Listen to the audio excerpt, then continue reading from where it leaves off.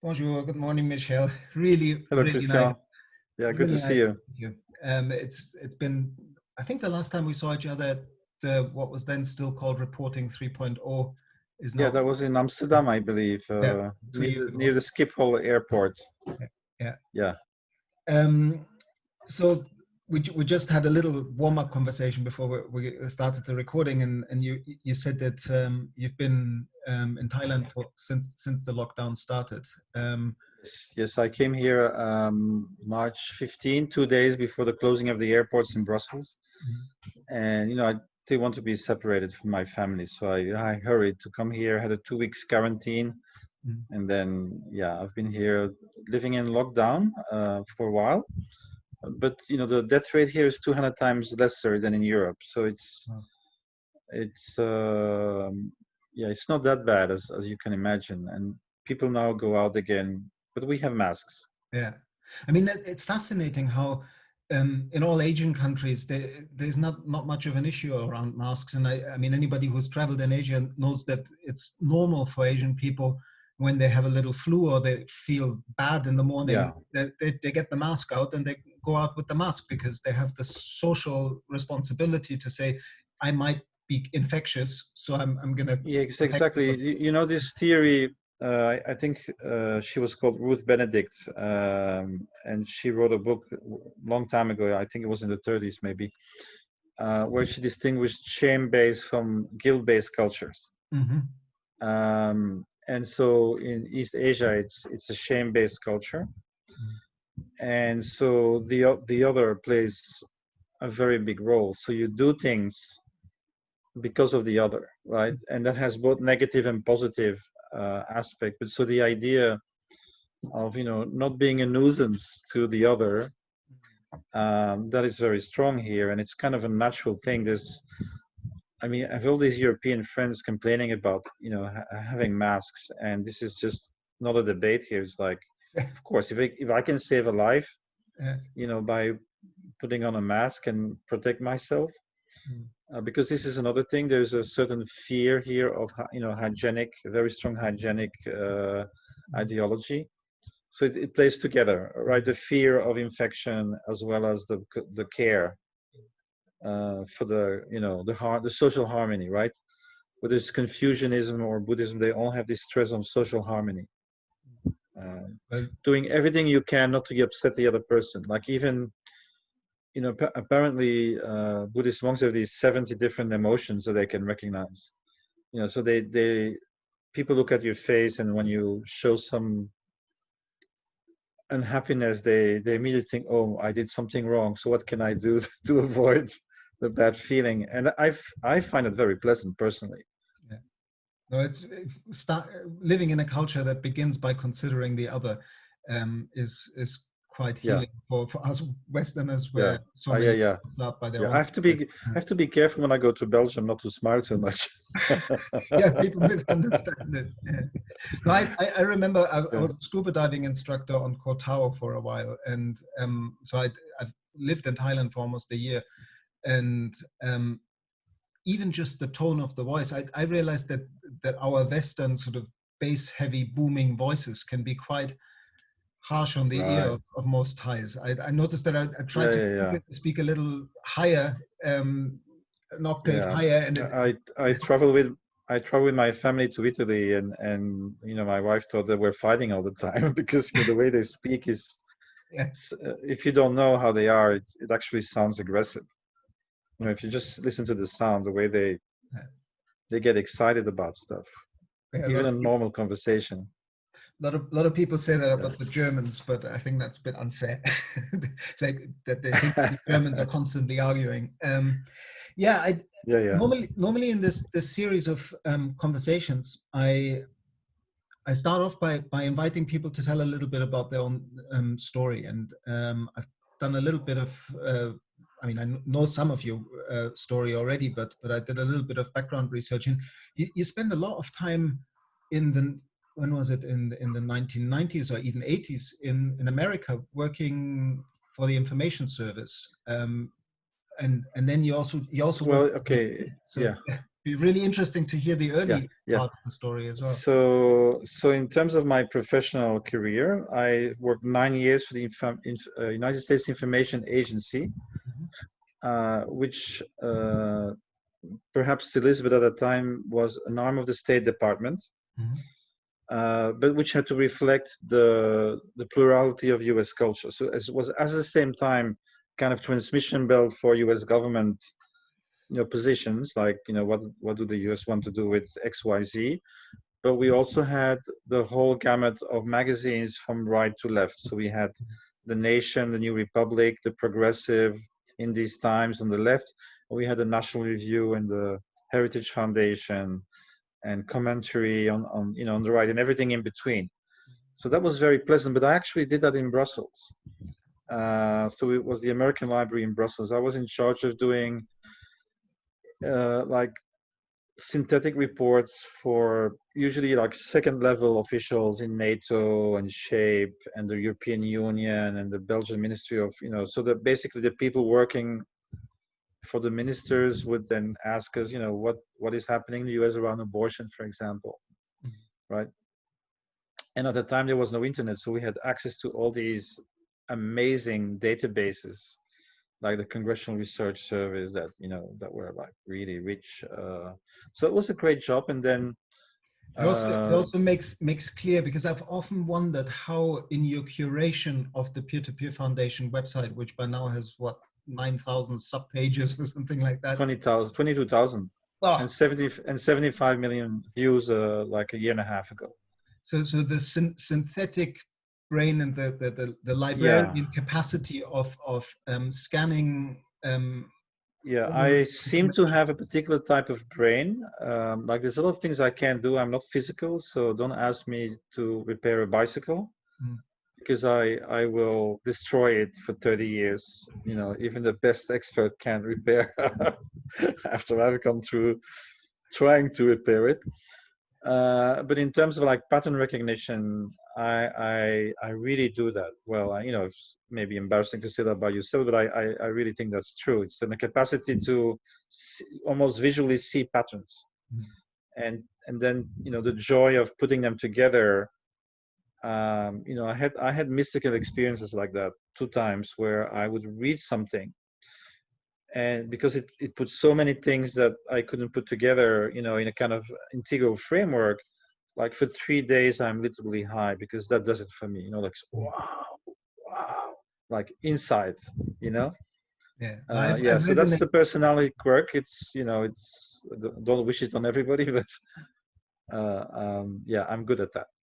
I resonate strongly with that, because like when I did my PhD research, I very early on realized that academically we're often trained to, when we read a text, to look for the bits where we don't agree and then make a big statement about why this person is wrong.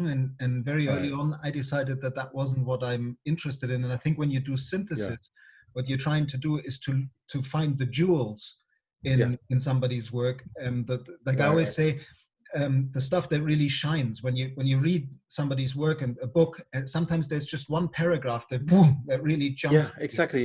And you see it immediately. That's what happens to me. Like, it just springs out of the page like immediately. I don't know how Exactly. that works exactly. And that's why I'm always been very sympathetic to integral approaches, integrative approaches. As Ken Wilber says, nobody's 100% wrong, Yeah. right? So you see something, we were talking before we started the recording about the Bruderhof.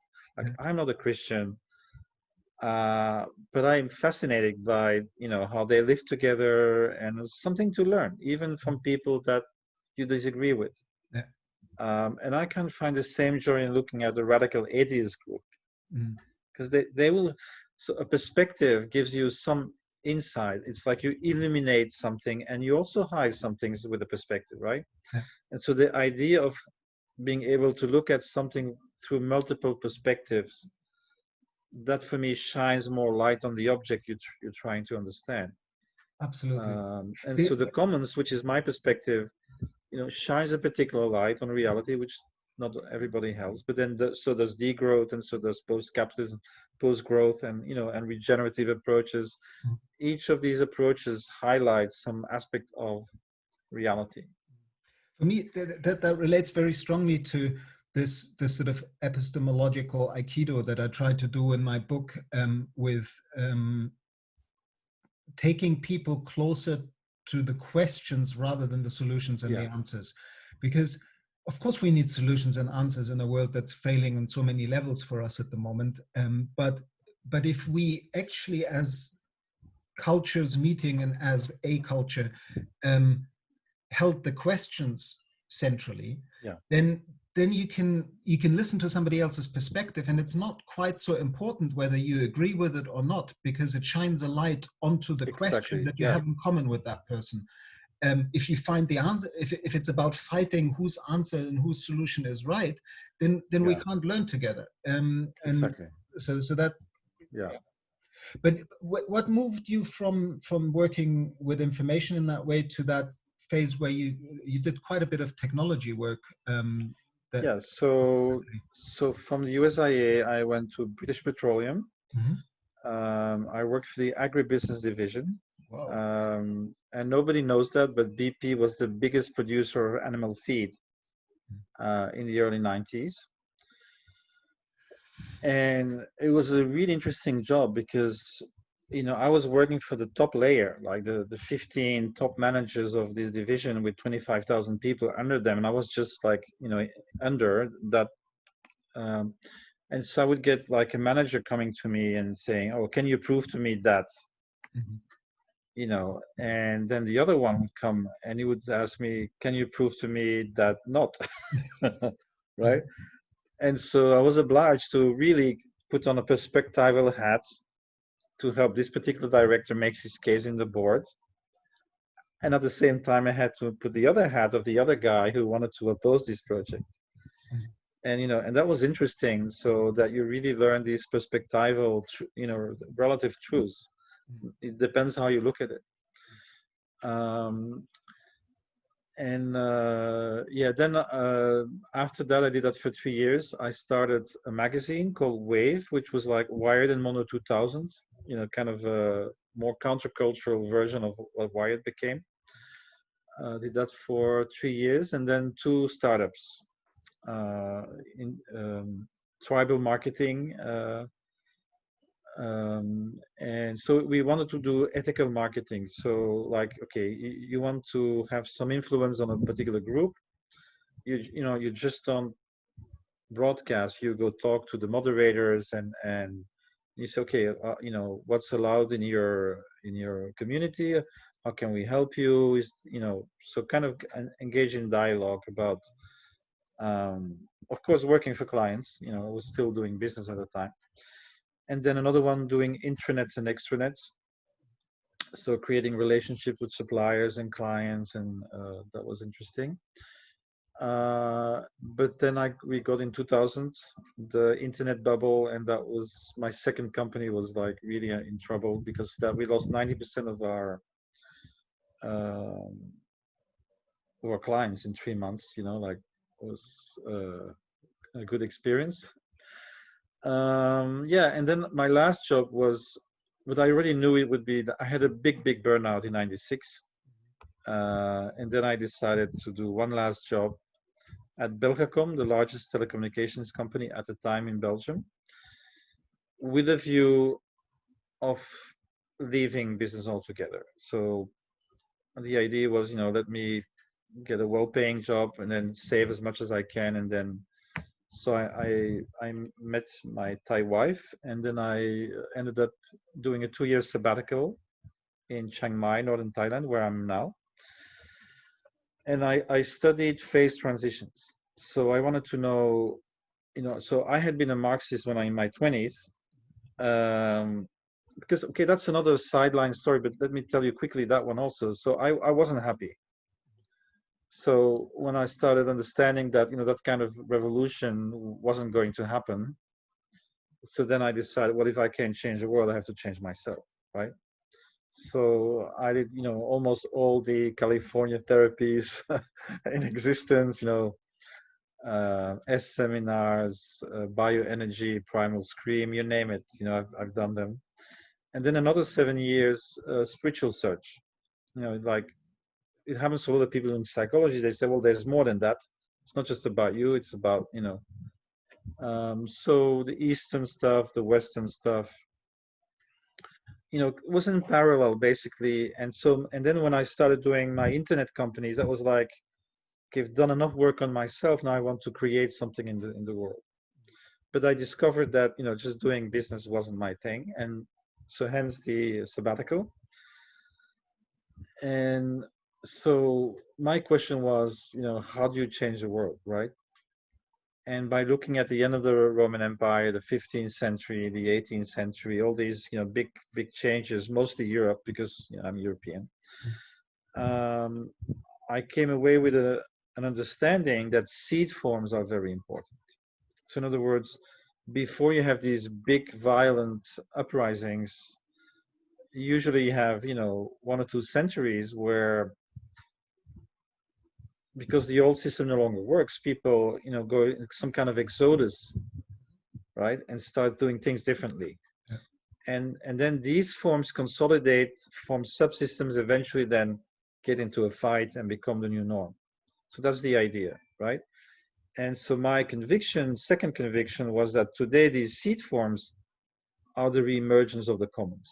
Mm-hmm.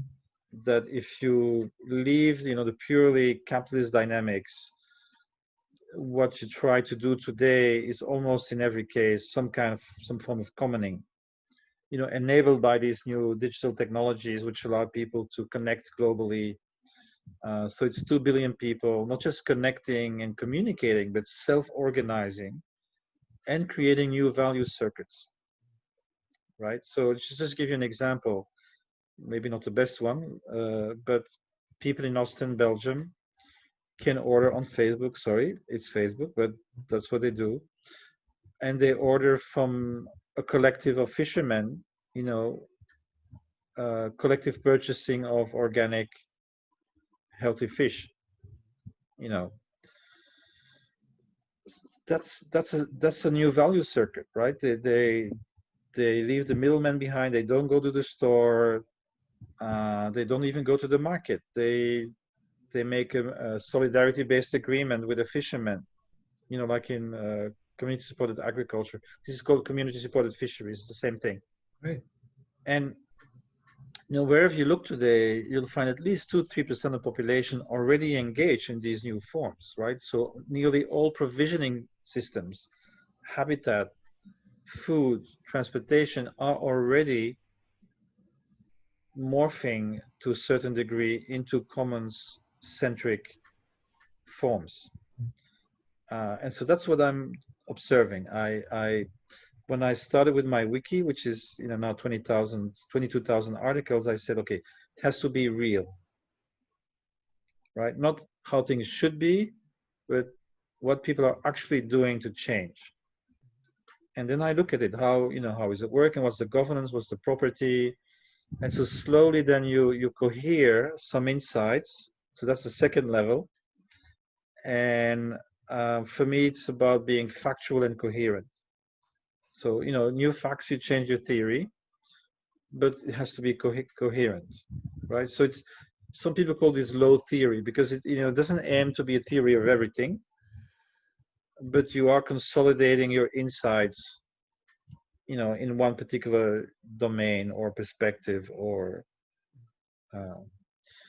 and so my priorities, how do we support, extend the place of the commons in our societies? Because historically, what we see, I think, is in history is this kind of succession of extractive and regenerative phases. You know, when an extractive regime kind of overuses and collapses, then the healing period is actually around regenerating the commons. And you've recently written a piece that actually, like, this is a common pattern that has happened in the past. Yes, so I've looked, so these theories are called wave pulse theories. Mm-hmm. So kind of you have a move to one polarity, then something bad happens, and that's the pulse that then generates the counter reaction, right? And so when you look at biophysical economics, when you look at Peter Turchin and what he calls it cryodynamics, when you look at Karl Polanyi, the double movement, you really see this recurring.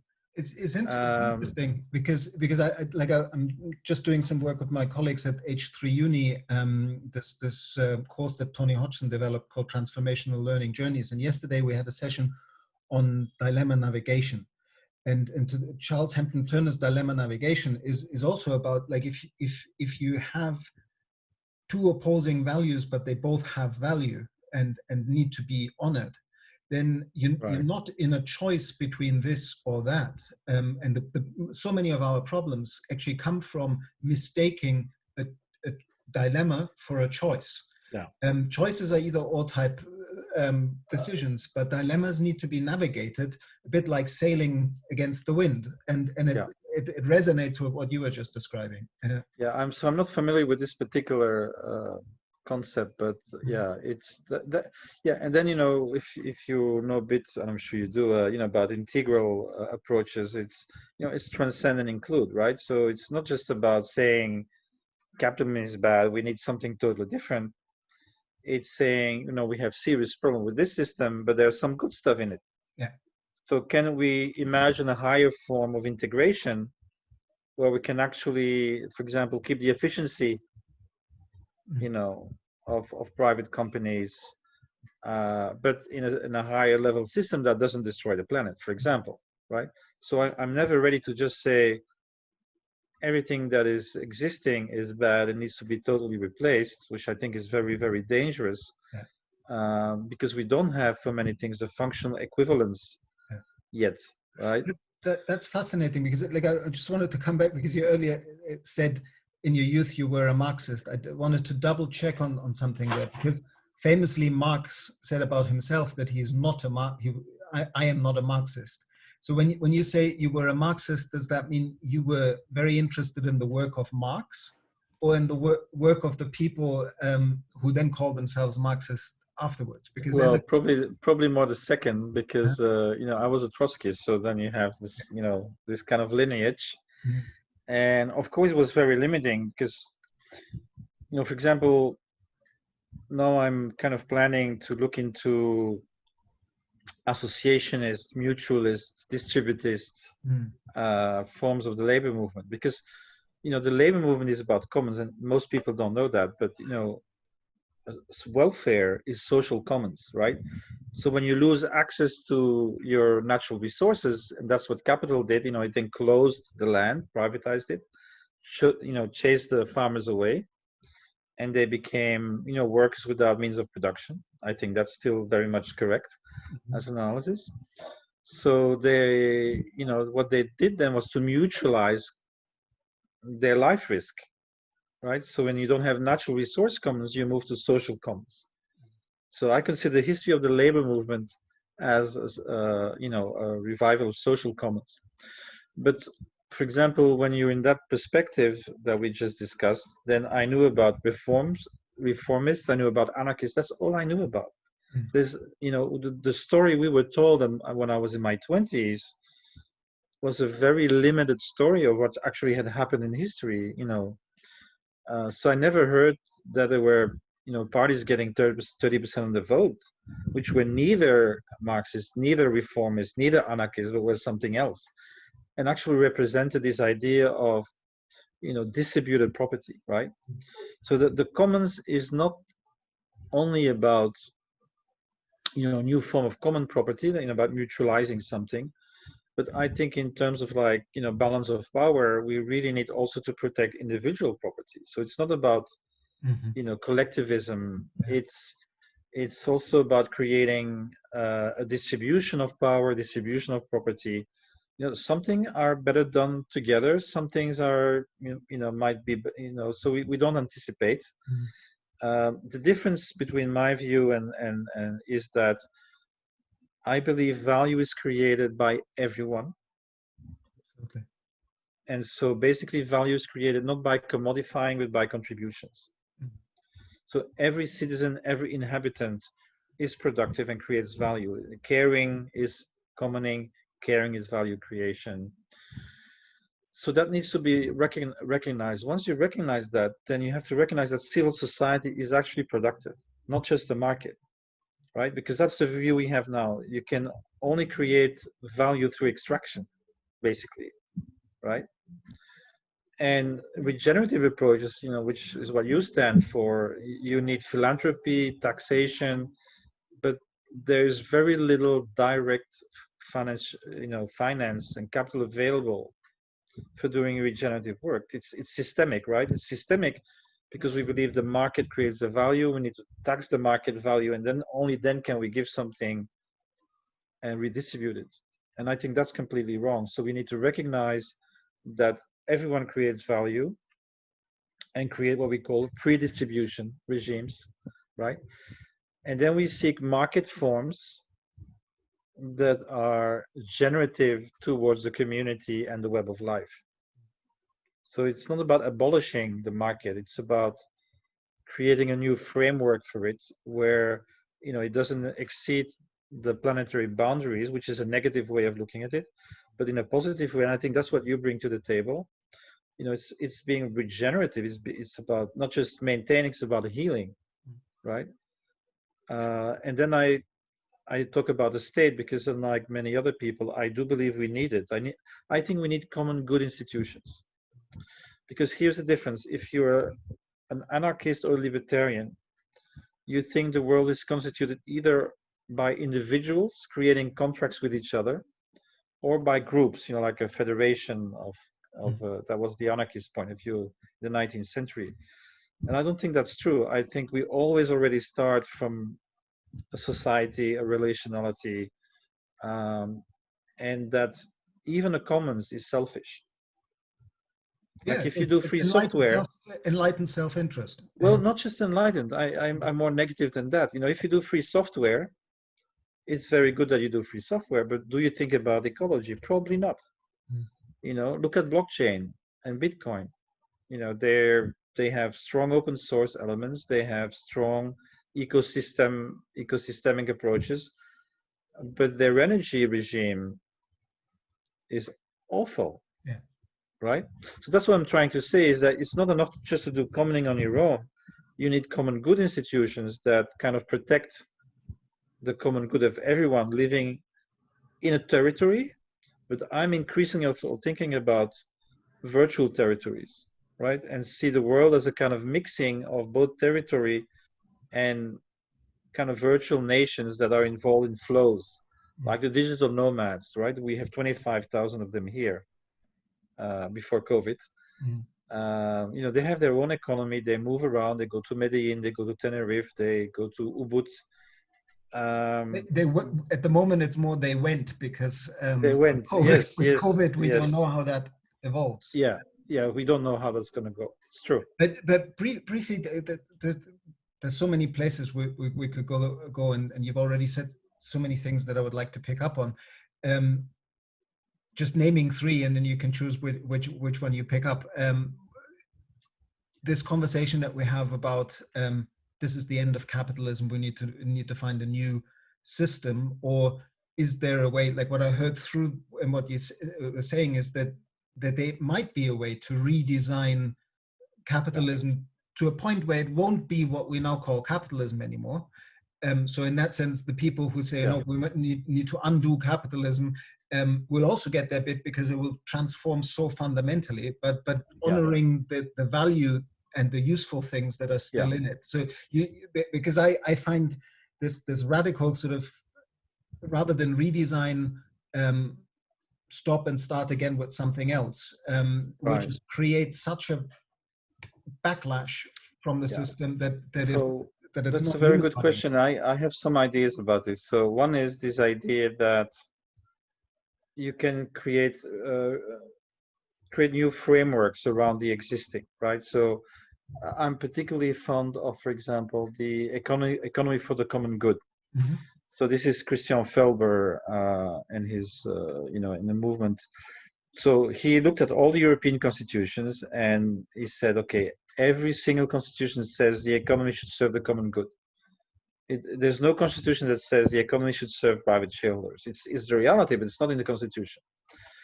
And then he says, the common good is not metaphysical. It's something that we can democratically agree on through a democratic process, right? And so, 10,000 members, 2,000 organizations are trying it out. They came up with this kind of double accounting framework, one for regions and one for corporations. 17 clusters of impact, right? And you put them outside.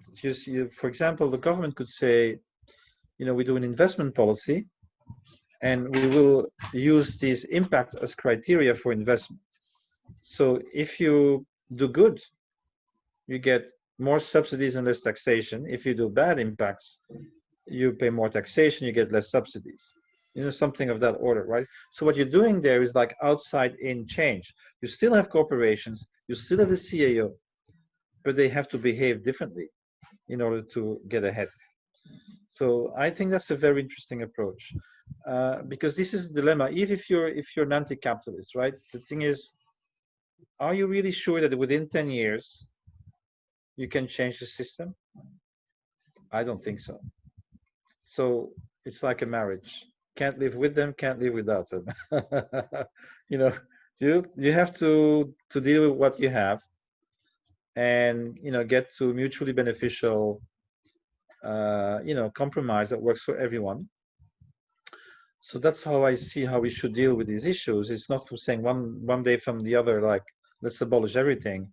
It's, how can we frame things in a way that the whole incentive regime,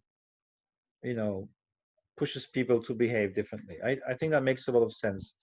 And but what I've noticed in our kind of movement and our like the people we connect with is that very often so many of the good examples, I mean, you mentioned the community supported fisheries, do make creative use of information technology and high technology, like we're talking through computers at the moment,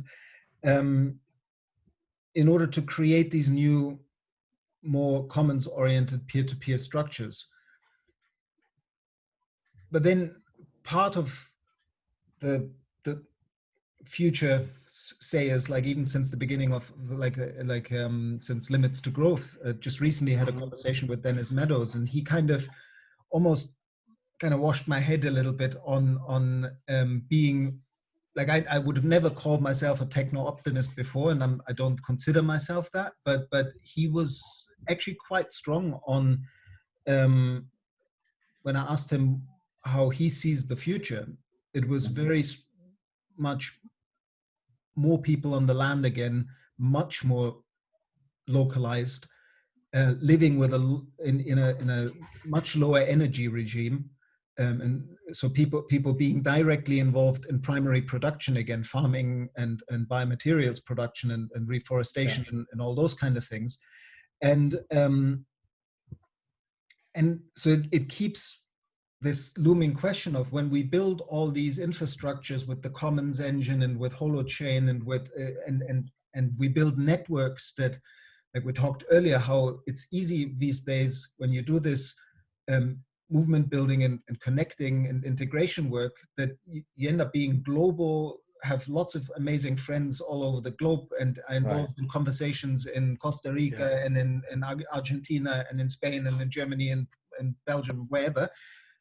But if you don't watch out, you can lose a little bit the local connection of what you're actually doing in your community. And my concern at the moment is a little bit, how do we ensure that we actually also build the analog equivalents, because we might just I think you're completely right. And so we talk about cosmolocal, right? So the idea of cosmolocal is everything that's light is shared globally, and everything that's heavy is done locally. So what we mean by that is that knowledge should not be restricted to intellectual property.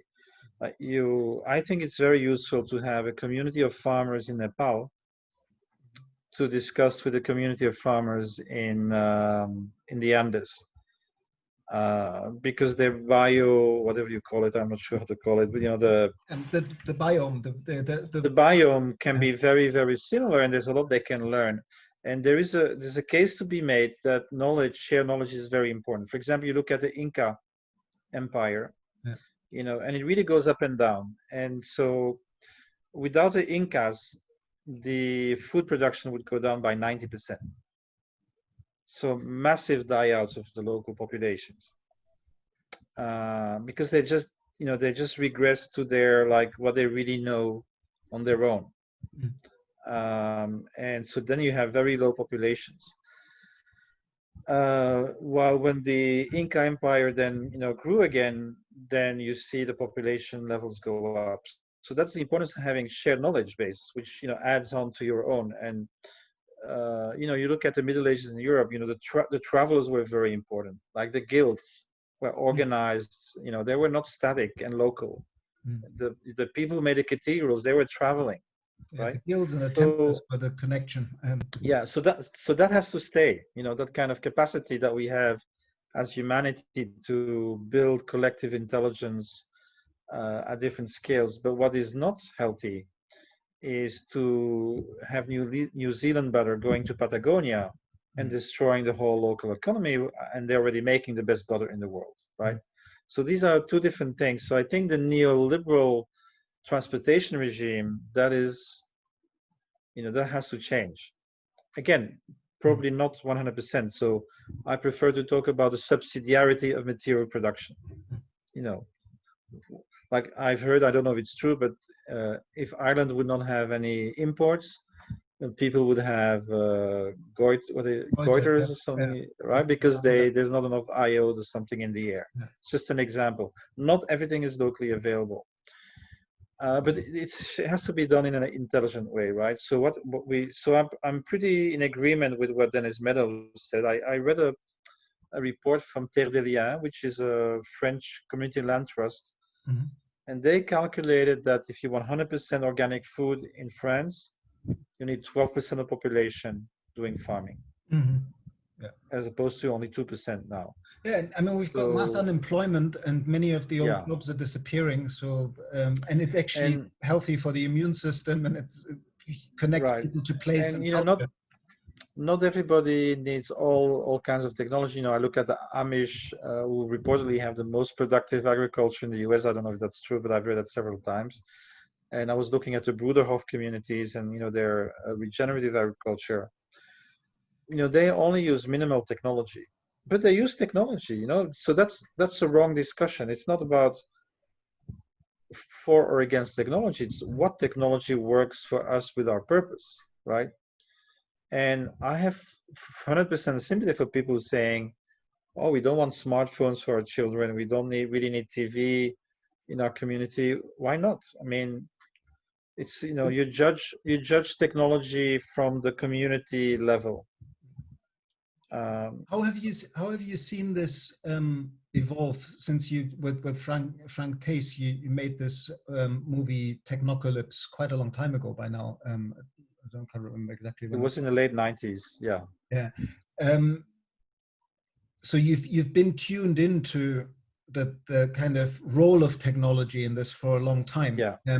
And I'm sort of still like I don't know, I can't see the future, but I'm wondering how could we find a both and in this, that we don't create, like you mentioned Bitcoin earlier and the kind of energy footprint of some of these technologies. In many ways, all of us, like this conversation, so yet another piece that we're producing, we're putting out there, but it's going to be stored on some server. It's going to take water and energy to keep it there. Absolutely. So I think there's two drivers, you know, of technology, and one is really capital, right? It's, you look at the internet, how it was 20 years ago, and it was what it has become. That's not the organic outgrowth of peer-to-peer technologies, because they were taken over by big companies who had a different agenda of, you know, selling our surplus attention, and so they designed Facebook and Twitter to be in a certain way.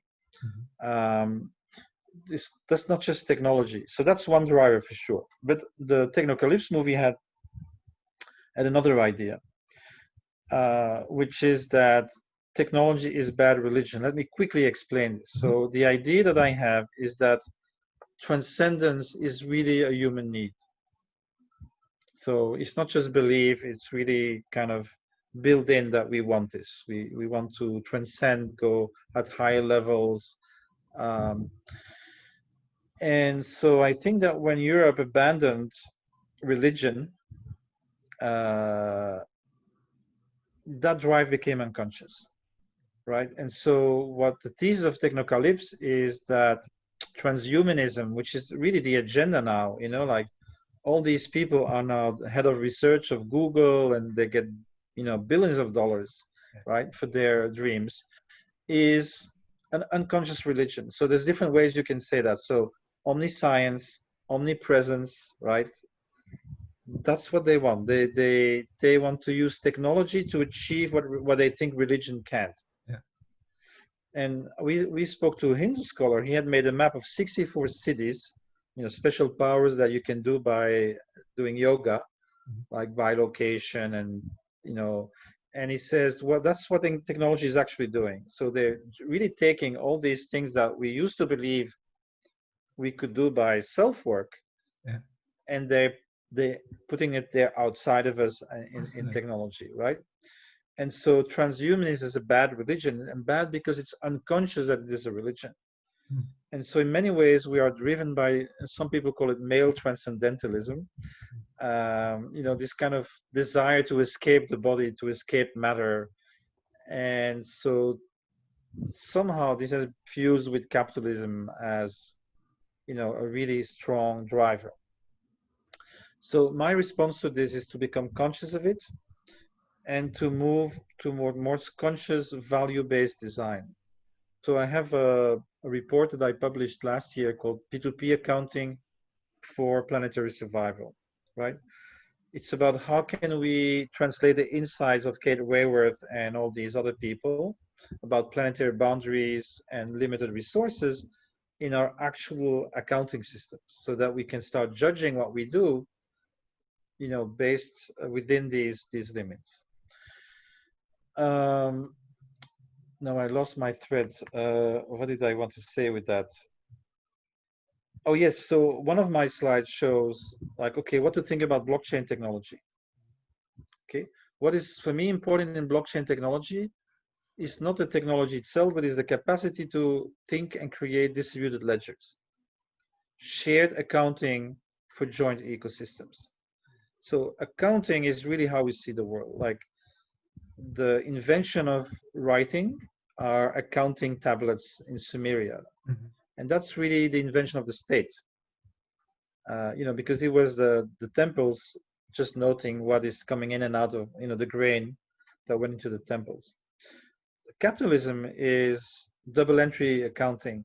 That was, you know, Lucio Paci, I believe, a Franciscan monk in the 15th century. He made like a synthesis of different forms of accounting to create capitalist accounting, which sees the world, you know, I'm one entity, I look what is coming in and what's going out.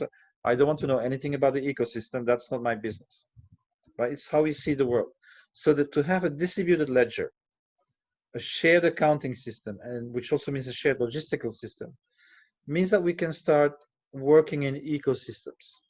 And this is what happened in free software. We have, in an open and transparent system, which I call holoptical, the capacity to see the whole, creates stigmergy, the capacity to coordinate in a peer-to-peer fashion, looking at signals like the bees and the ants, right? You don't need a hierarchical command. You can say, I'm a developer, I want to do this, I look at Linux, oh, they don't have it yet, I can do it, right? Imagine once you have accounting, you can look at streams of matter and energy and do the same. I don't need to make more shoes because I can see that there is an overproduction of shoes. So yeah, so that's the kind of. Okay, let me say just one thing, because now this was actually the thread, and I'm finished then with that. So a libertarian blockchain developer thinks about individuals, so he thinks about smart contracts, individual to individual. A commons-oriented developer looks at groups and collaboration in groups, so he does Ostrom contracts. Mhm. He looks at social charters. A libertarian developer looks at commodity currencies like Bitcoin. You know, it's based on supply and demand. A commons developer would think about mutual credit, right? So that's what I'm trying to say, and I'm done with that. So we have to think about that technology is not something out there that it's neutral and organic. We have to think about it. It's something that we as humans design, and therefore we can design technology for the commons. And obviously, a local community will have completely different needs, you know, than a, let's say, a nomad collective that is doing free software on a global scale, right? So it's not about technology. That's what I'm trying to say. It's about what kind of technology, because you know, using spears is technology. Yeah, no, no, Yeah, absolutely. But the sense that I had is that I mean, earlier we were talking about how important really axioms are with regard to how the world shows up for us. And even what you just said, that like the the frame of seeing everything within an accounting framework. Like what I've noticed lately, and it's a question I'm sitting with. It's not like I have an answer to it fully. yeah, Um, is all this good work that is looking into resource and allocation councils and all this kind of idea of, okay, we have a limited amount of resources, they're running out fast. Um, we need to create a more equitable society. Even some people are taking it into the bioregional space and saying, okay, yeah, let's look at what can this bioregion produce and how do we share it yeah, as a commons. Um, all wonderful, but if we like by going the kind of Jack Fresno Venus project way of letting big data compute what's available, what's being produced with what technology, and having some sort of gremium of the scientists, how you like you always sort of calls it, right. just like then we see it now with COVID, like which scientists? There's a lot of diversity in what the Yeah, perspective scientists offer us. yeah, How do we keep control over or some kind of participatory right of decision making yeah, rather than control is the wrong word, when we transfer all of this to the big data cloud and the people who make sense of that data. I'm a bit concerned that like even the notion of, because then people run into the second law of thermodynamics, um, and and create through that yet again a sort of scarcity mindset. In my mind, what that conversation very often, that's one point we never had that conversation when yeah, you put out that paper. Um, to my mind, when we talk about thermodynamics, which is a concept out of physics, we forget that we live as biological beings in very different timescales than what the yeah, second law of thermodynamics is talking yeah, about. Yes, of course, the second law of thermodynamics holds in that perspective within that scientific framework. It's part of reality in that. right. Yeah, but for us as human beings, like we always diss the dinosaurs for having gone extinct, but they Yeah, made it 30 million years. We haven't even no, scratched the surface of that yet. And what I'm saying is we can create abundant shared wealth and beauty for 10,000s or even a million years or two. And that means a lot, like in terms of real lived meaning experience, that's worth it. Um, and the thermal, but like life in and of itself on this planet is a negentrophic engine. If you look at what life has done to planet yeah, Earth yeah, locally, is yeah, to create more abundance over time. And of course eventually our sun is going to go supernova, explode, and we'll all yeah, yeah. burn up. But in the meantime, um Yeah, but I think that the question for me is, you know, what do we do with our complex systems, right? So we do have extraordinary complex society, which generates a surplus that allows us to have, you know, scientific systems, medical systems. So what I'm fearing is that out of idealism, you know, we actually kind of design a very fast downward slope. Mhm. that could cost many lives, right? So I'm always thinking how can we smoothen this transition? Yeah. And that requires, in my view, taking into account of current technology. And so my effort, I know it's not perfect, and there can be more radical idealized versions of this, but if already with the current technology we could see what the limits are in our usage, right? So the Kate Wayworth donuts, right?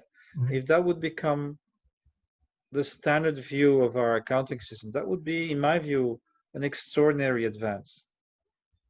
Because I don't think everybody is ready, to go in a Bruderhof community. You see what I mean? It's like, but not everybody is going to live in an eco village.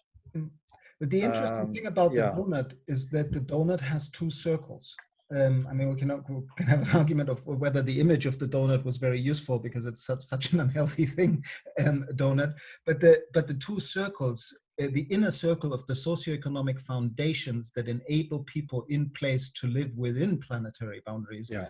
is almost the precondition for staying within planetary boundaries. The approach of starting with resource and allocation is starting from the planetary boundaries down.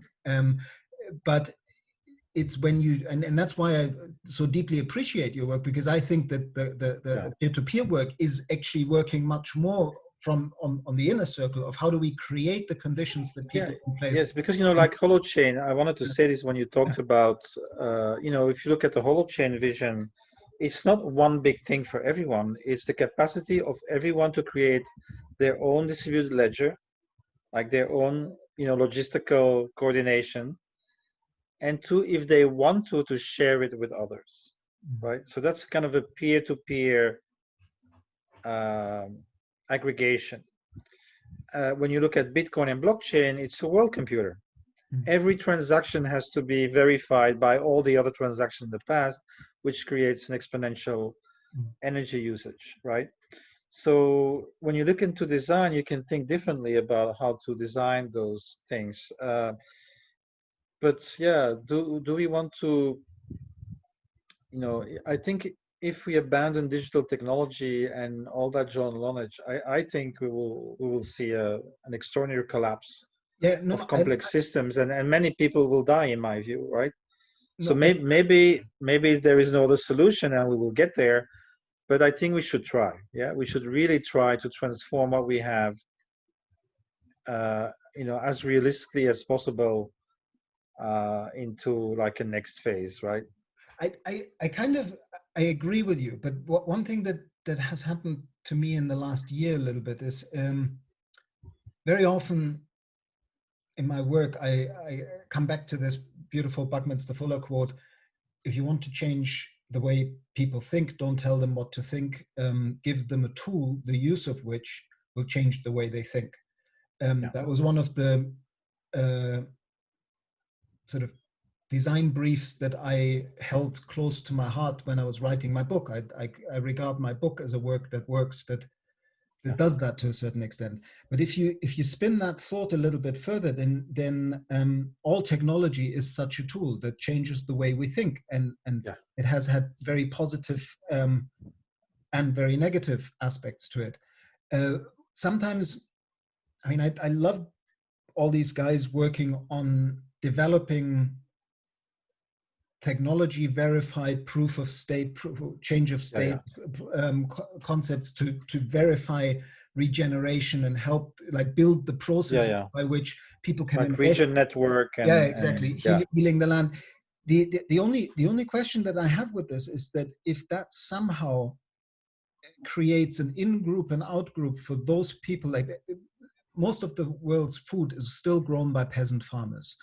And they're not necessarily as digitally literate as we have. They're not necessarily able to access this technology as easily. Okay, they might have mobile phones and blah, blah, blah. But do we really want to? Like, for example, could put this together with a conversation I had with Martin van Hildebrand, from Gaia Amazonas, who's working with indigenous Amazonian tribes in Colombia, who are trying to live and become guardians or stewards of the forest that they're Yeah. expressions of, that they see themselves as expressions of. And the minute you bring that culture in contact with, oh, we now can pay you for keeping the Amazon like it is, but you have to use all this technology, you actually, maybe not even with bad intent, with good intent, but you're introducing a Trojan horse of technology that changes how people think, and actually eradicates even more cultural diversity, rather than celebrating it. Yes, I don't know. I think they should decide, you know, and if you look at the Amish, for example, right? They have a council of elders. And first of all, they look at what the Bible says, because they're, you know, they're based on this faith. But the second question they ask themselves is, what is this technology going to do to our community? Right? And these two criteria determine whether or not they accept a technology or not. And I think this is entirely legitimate. And I think different peoples will make different decisions about what level of technology they want. And I think that's good, because I understand what you're saying, but I can say the opposite, which is, if they don't get a minimal amount of knowledge and technology of their enemies, they're going to be wiped out completely, right? So I don't think it's either or. It's basically for them, you know, to the best of their knowledge, to decide, you know, how they're going to defend themselves, right? But the important thing is to restore technological autonomy. You know, it's technological, maybe sovereignty, if you could call it that way. It's like food sovereignty, right? You don't want to be dependent on big multinationals. You want to be able to decide at the local level, you know, how you're going to deal with food supply and everything, right? So I think that's the solution. It's we, you know, we don't know what the best solution is, and we need a palette, you know, a French word, like a series of options that these people can have, you know,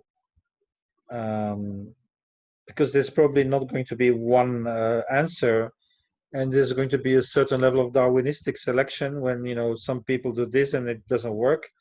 Other people will take another solution that will turn out to be the best one. But it's, I mean, I completely agree that we do need technology to help this transition, and to some extent, I see technology having the potential of enabling the implementation of the high political ideal of subsidiarity, that so much of what we're talking about, subsidiarity is at the core of it.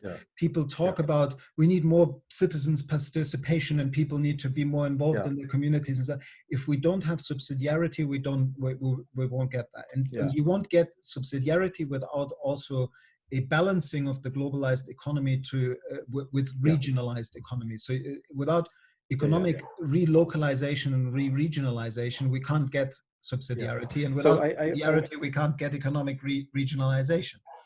I want to make a bit the advocate of the devil. So if I understand it well, you know, both China and Japan at some moment decided to isolate themselves from the world. I think in Japan it was called the Tokugawa period, and this is a very interesting period because it's demonstrably a regional balanced society. So it uses its regional planetary boundaries in exactly the right balance so that it could eventually continue forever. So that's very good news, because, you know, we know we can do it. Now, they practice child death to do this, so that's not a good solution for us. You know, they would basically kill babies when there were too many of them. But anyway. But so Japan lived for 3 centuries in this system, and I think China also from the 12th to the 15th century or something like that, right? What happened was that when the Europeans came, you know, one single gunboat was able to dominate the whole of China. You see what I'm trying to say? So you always have to, yes, you can be idealistic, but you live in a world where power is really important, and technology is part of that power. And so that's for me a difficult question, like, you know, how Like, do you really but want to be totally pacifistic and have no arms when you know that your neighbors are not doing it, right? So this is always a big question, where you know how you balance these different desires. And so there's this theory which I think is very interesting. You probably know about it. You know, multi-level selection, where it says that, you know, once humans become cultural, then the evolution is actually a competition between groups rather than between individuals. So somebody with bad genes living in a good group is more likely to survive than somebody with good genes in a bad group, so to speak, right? So and so these people like Turchin and Richard David Stone would argue that there's a competition between peer polities, between, you know, kingdoms and empires and nations, but in order to win that competition, you have to be the strongest. So and that's how we became cooperative as a species. What I'm trying to do is kind of change that logic, and that's what I think what the commons do. Can we create commons that create a primary field of cooperation? Yeah. And within that primary field of cooperation, there can be competition. For example, the guild system protected every worker, but you still have good craftsmen and bad craftsmen, and that's okay, right? The good craftsman will get more orders than a bad one, and that's an incentive to learn more and to be better. But the competition was framed into a protective cooperative system. This is fascinating. Like, I don't know. Are you familiar with the work of John Stewart? I looked at it some years ago, and I never read the whole book, but yeah, I think it's pretty much the same idea. Yeah. He has this wonderful sentence in which he defines evolution as that the process of evolution is a process of diversification and subsequent reintegration of that diversity at higher levels of complexity. And then the important sentence is that throughout the history of evolution, that reintegration happens through the evolution of new forms of collaboration. Whether it's from the non-nucleated cells to the nucleated cells to multicellular organisms to social animals, there's always this jump where suddenly so much more is possible because that's what peer-to-peer is doing for me. It's creating this next level collaborative infrastructure, right? But so I was reading Peter Bogani, which I really liked. It's called Rethinking the World. And, you know, it basically says the same thing as you, which you have, you know, complex adaptive systems with a relative stability, but they can only change through a chaotic transition or bifurcation, right? So in his view, we have in capitalism, first we had the mercantile system, you know, relatively stable, which collapsed through the French Revolution and Napoleonic Wars, which gave the Smithian capitalist system, which was a total dominion of capital over labor, which collapsed between 1914 and 1945, which gave the welfare system, which was a social contract between capital and labor. And that is now collapsing. And now we need a new type of contract between humanity and, you know, the web of life. And so that's, of course, the unfortunate thing is that we have to, you know, go through a certain period of fragmentation and chaos before we can. And so that means that we have to be pessimistic and optimistic at the same time, right? Is that in the short term, like, we can see it before our eyes. And what I didn't anticipate was that the social collapse would precede the climate and other collapses. So what I'm seeing today, like in the US, you know, they're very close to civil war. You know, maybe not everybody against everybody, but certainly, you know, there's armed militias now on both sides. And, you know, that can go really wrong if the elections are not accepted by one party or another, right? So the polarization, the mutual hatred is at an extraordinarily high level. And people can't talk to each other anymore. Not just in the US. I mean, the US is it's just worse there than But it's, I mean, you see it in Germany with the AfD and the right-wing I have it movement. every day. You know, people stop being friends with me because I'm not against masks, for example. You Yeah, know, it's because I live here. Everybody has masks. I don't see the problem. I live with my old mother-in-law, so I feel responsible. Even, yeah, I'm not sure it works 100%, but even if it works 30%, I don't mind if if it diminishes the risk, right? yeah. But I've lost friends over it, No, no, because I've I'm an agent of the pandemic, yeah. No, I mean, two weeks ago, Um, I put a picture of myself with a new mask that has a Mallorcan local pattern on it yeah, on Facebook. And the next day, I had 5 friends less. Not that I care. They're not like yeah. the Well, I Facebook. care actually, emotionally, I do care, but you know, you, yeah, and you post something, I don't know, from Quedet, for example, bad, So we live in very difficult times, and I mean, I think it's, this is yeah, the I've always said this. Like, I mean, in many ways, in this role of being a synthesizer, synthesizing different perspectives. yeah, And basically, both you and I are trying to hold strong the value of multi-perspectival approaches to complexity, exactly, so, yeah. so we can learn. Equality, uh, liberty, fraternity. I don't want to choose one for the other, yeah. and I don't think any value is represented well by any movement, right? So there's like, I'm globally a leftist, but I don't agree with cancel culture, Mm, and so I have sympathy for projects that try to reestablish dialogue, between antagonistic groups. exactly. I That's just like that, and I don't see why I don't have the right to choose those options. That's the problem. Um, The bridge builders always get shot at from both sides of the bridge. exactly. Yeah. And it wasn't that difficult until 2 years ago, but now it's a lot more difficult. And 2020 is really the worst. Mm, It's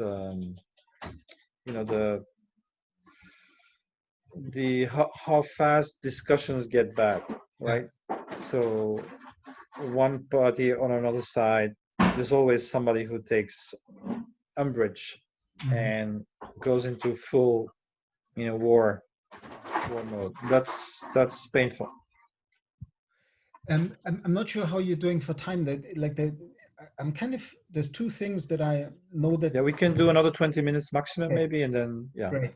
The, because in terms of experimenting with alternative systems, I think it would be really interesting to hear you summarize a little bit what happened in Ecuador with Flock and what you learned from it. That's Yeah. one thing I would love to hear about. Okay.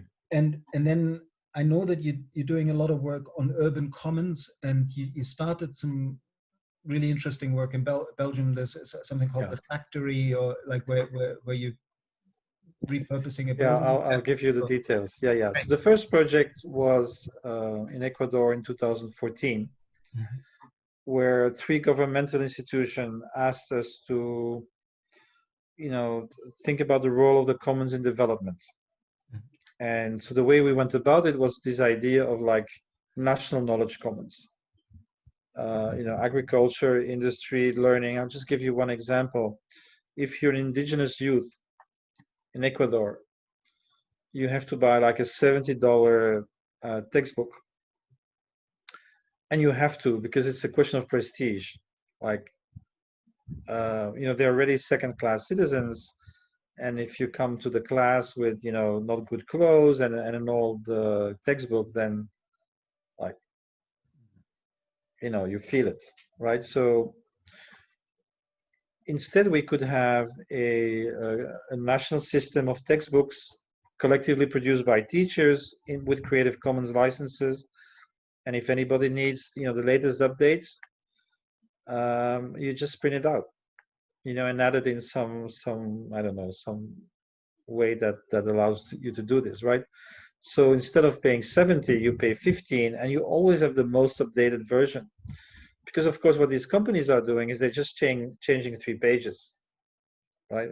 But they're still producing a new version, and everybody feels forced to buy them. So imagine you do this, in different sectors. Now, unfortunately,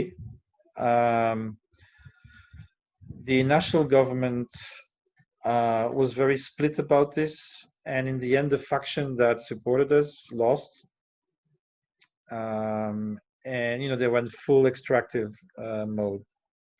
And then Korea was kind of chased away, and its successor did a very neoliberal policy. So in that sense, it wasn't a big success, but it went to some local places, and there was one mayor in Sikjos, which is the largest district. And, so we collaborated. Some of our research team went there and created 3 production commons in that very poor indigenous area. So the way I react to this, okay, I'm a consultant, but I'm not an activist. So I'm not going to push, this is the work you asked us to do. This is what we do. But I think the concepts, once they are explicit, they start traveling.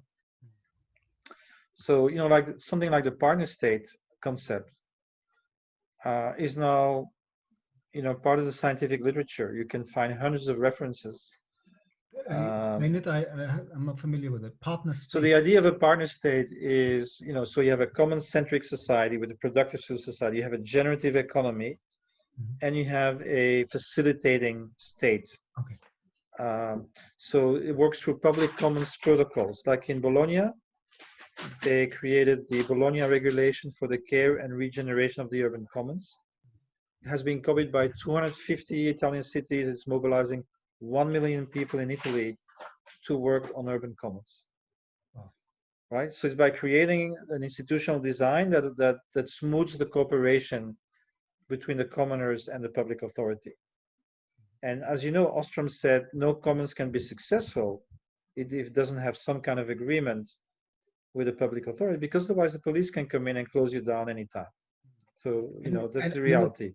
It also sounds like it's the instrument to make subsidiarity a reality. Yeah, because think about COVID-19. So, the state and the market were failing to produce, all these medical hardware, and you have a massive mobilization of maker movements, which came really to the fore. But they had a lot of problems because the other side wasn't ready, had no processes to accept or not accept. Yeah, to coordinate what was good quality. Yeah. So then what happened was that in France, the public hospitals around Paris actually created their own, partner state kind of protocol, where they invented a system to, check the input and accept it. And I think this is a very important, institutional reform that needs to happen in the whole world. That because the thing is that the old welfare model is the state and the market, right? And the state is a bit paternalistic. So it provides services that are consumed by citizens, right? It doesn't really allow for co-production and autonomy. So the partner state is a whole set of ideas about how we can adapt a state form so that it works for the expansion of the commons. How do you? This makes me want to ask another question. So much is being said about multi-stakeholder integration processes, and then you get the cross-sector, like the traditional 3 sectors. Yeah. And I often find that maybe the whole thought form, the organizing idea of thinking in 3 sectors, actually keeps us trapped, because they're not exclusive circles. Like everybody who's in the public sector or the private sector is actually also a member of the 3rd sector by just being. Yeah, that's true. And that's one of our exactly. And that's one of the things that we found in Ghent is that almost all the urban commons there were supported by public officials, but almost like unofficially, right? But personally, I think if it's official and with protocols, it would it would allow them to go much faster and scale up a lot of things, right? Because don't forget, you have 2 sides, right? You are you and me, we can be very at home in informal processes and do a lot of things bottom up. But then once you face these institutions, they're not like you. Mm. They want to control everything. So that's where all these compromises come in. You know, you use a language that they can understand and live with and work with, and so it's kind of a mutual adaptation. I personally think it's inevitable. Otherwise, we don't make any progress, because otherwise you just get like. I still believe in the state. You know, so let's take an example. You have social welfare. It was an invention of the labor movement, right? So it's the labor aristocracy, which had this memory of the guilds, which created these solidarity mechanisms, the social commons. And then once the labor movement was strong enough, the state took it over. You know, Beveridge model and the Bismarck model.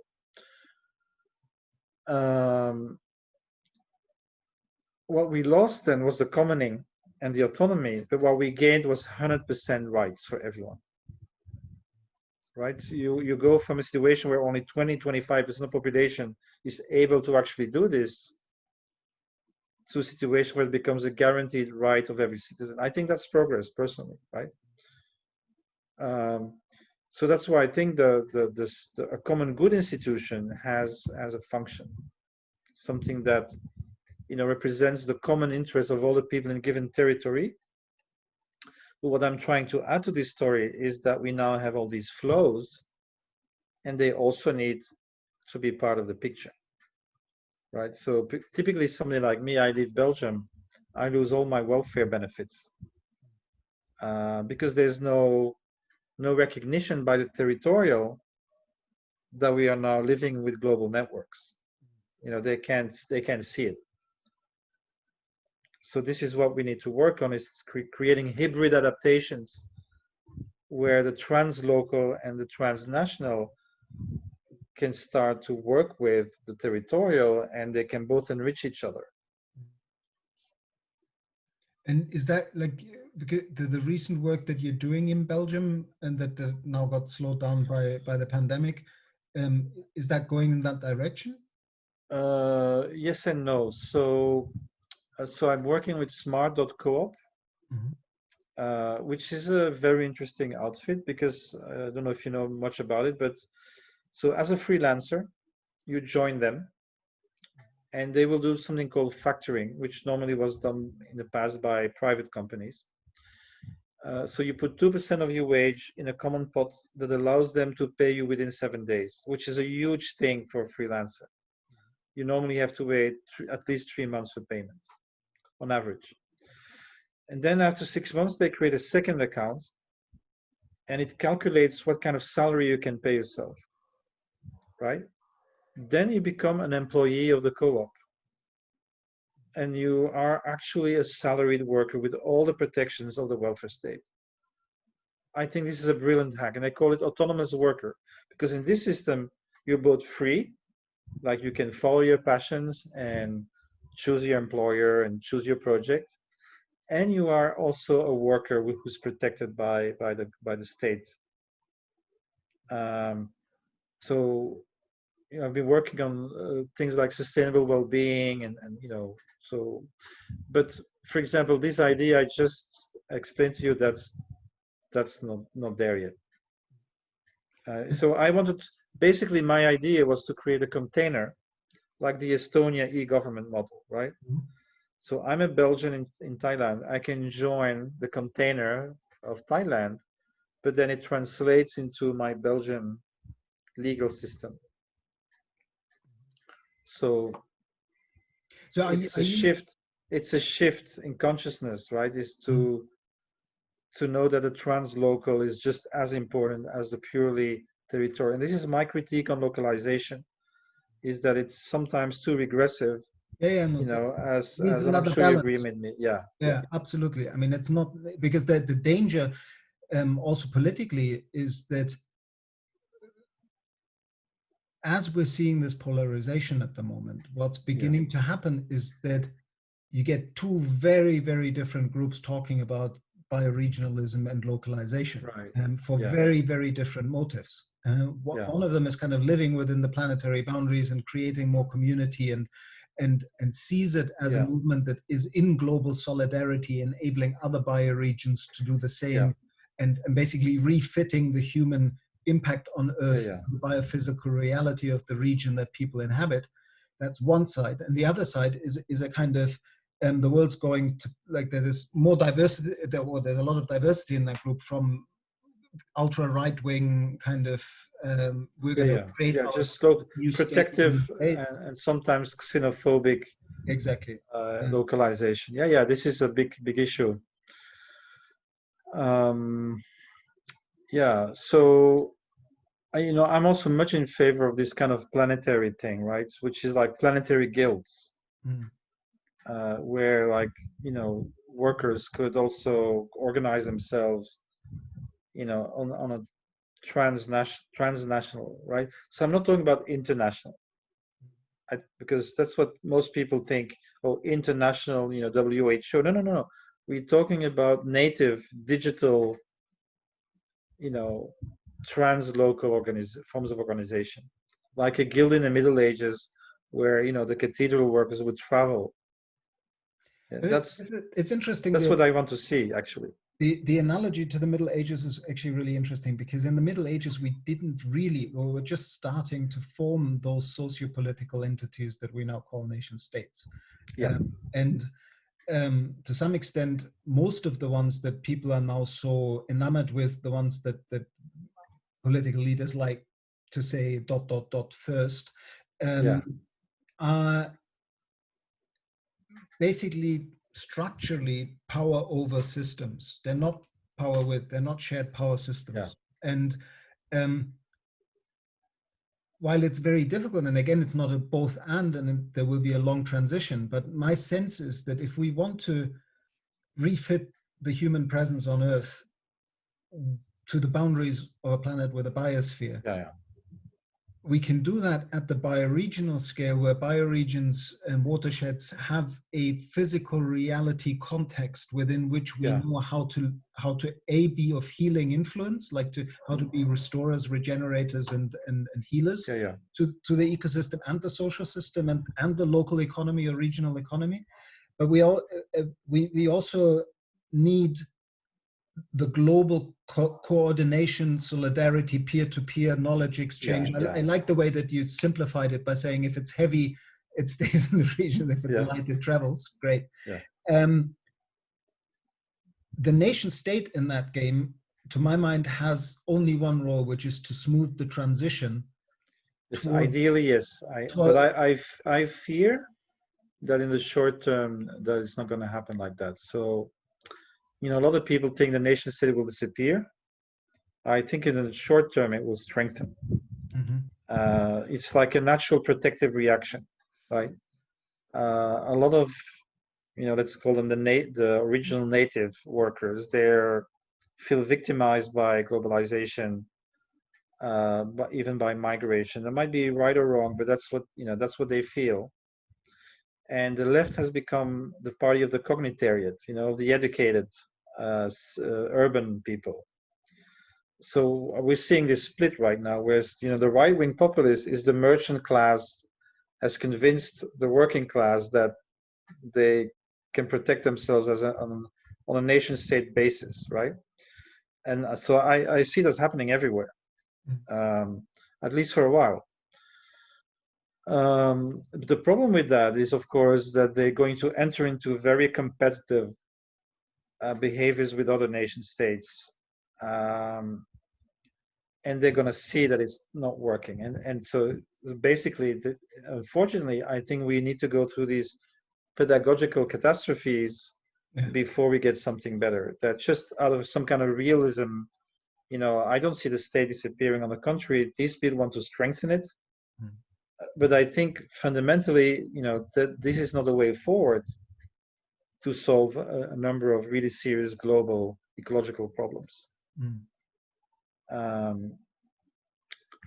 But we don't always live in the politics that we want. No, it's all work in progress, and that's why and our lifespans are too short to really comprehend transitions, because transitions don't care about the fact that we only live 70 to maybe we're lucky 100 years. And while they can be very fast, a lot of them, like all our lives have been in a transition. But for us, it's only visible in. So you're probably familiar with, and I think we need to stop, but just finish maybe with this.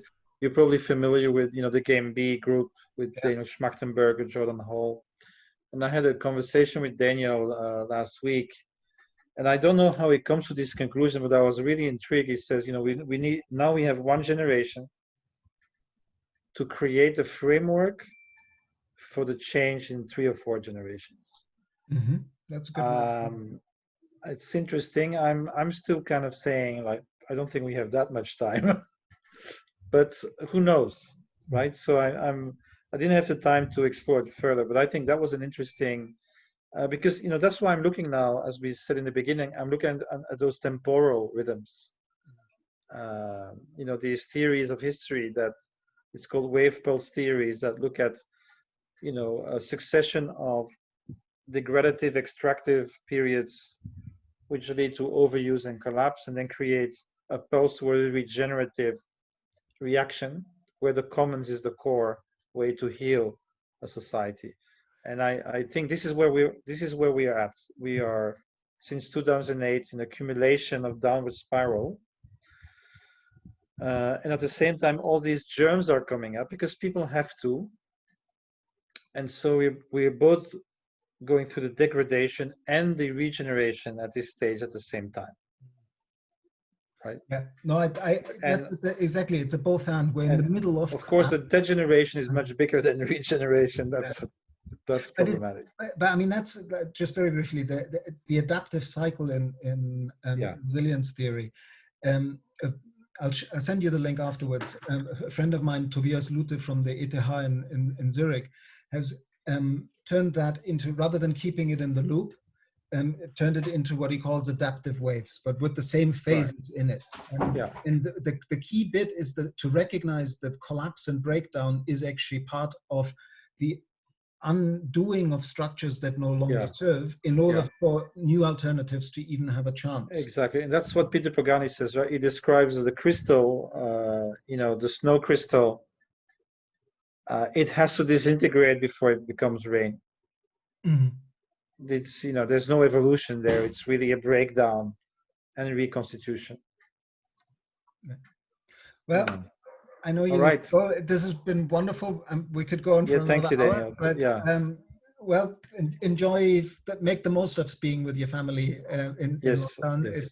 It's nice not to travel for a while. I heard myself complaining about travel so much, and now I'm trying to make the best of it. Yeah. It makes you slow down.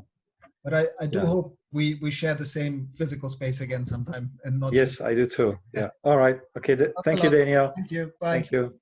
Bye-bye.